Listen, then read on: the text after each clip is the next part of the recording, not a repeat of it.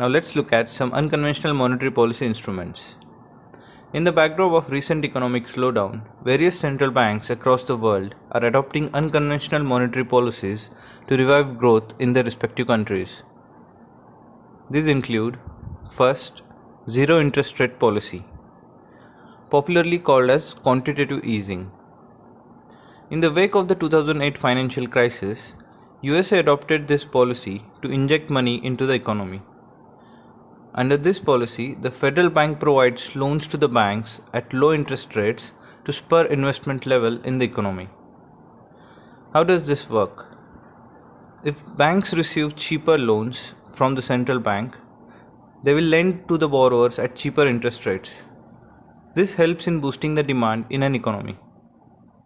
Suppose a real estate developer borrows money from the bank for constructing a housing project, then he will use that money on two things: buying construction material and paying the wages of construction workers.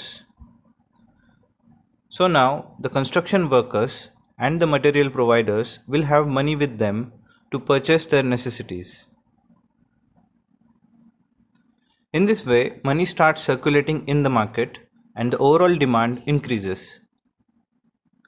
This is known as pump priming of the economy, wherein money supplied at the top reaches to the grassroots levels and boosts the aggregate demand in the market.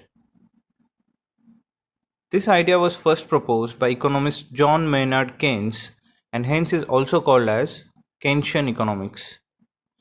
Keynesian economics also includes decreasing the tax rates and increased government expenditure to boost the demand. Second, negative interest rate policy. Under the NIRP, the banks would be required to pay interest to the central bank if they park their surplus reserves. This is to encourage the banks to provide loans to the borrowers at cheaper rates instead of parking their surplus reserves with the central bank. This policy is usually followed in developed economies such as Japan, Denmark, Sweden, Switzerland, etc. What is helicopter money? It is a hypothetical concept put forward by the economist Milton Friedman. This involves the central bank of the country printing currency notes and distributing it to the people free of cost. The idea here is to promote demand in the economy during recession